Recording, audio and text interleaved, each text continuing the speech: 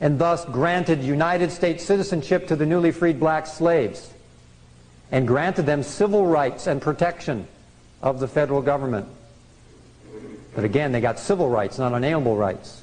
They know they got a bad deal.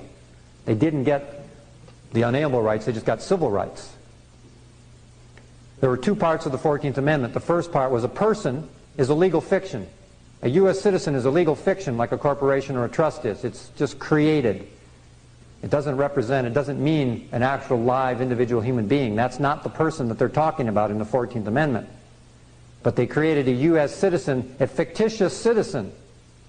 The U.S. citizen isn't a citizen at all, because a corporation can't have citizens.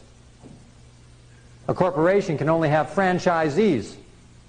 That's why they call it the Franchise Tax Board here in California, because if you're a U.S. citizen or a resident, you're a franchisee of the state of California corporation, and thus you're subject to the income tax, and you have to give back to the corporation that gave you something.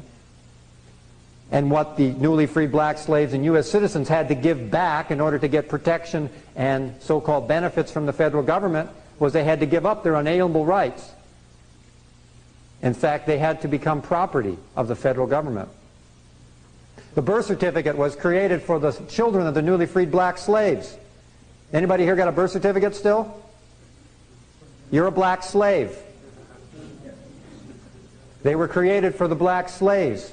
It enrolled the black slaves' children as property of the federal United States.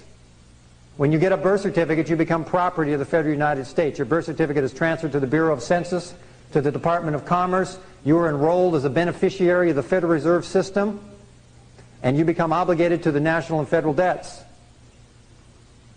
That's one of the foundational instruments, one of the adhesion contracts, we call them.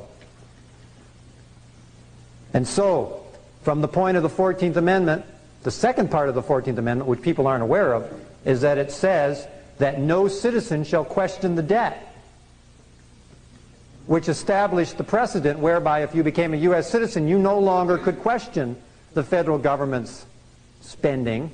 You just became obligated, carte blanche, to whatever shopping spree the federal government was up to. And so from the 14th Amendment on through till about 1933, after the Great Depression, that's when most white Americans began to transfer their citizenship over to the federal United States. After 3 or 4 years of the hardships of the Great Depression, people were very demoralized. And so when they enrolled in the Social Security system,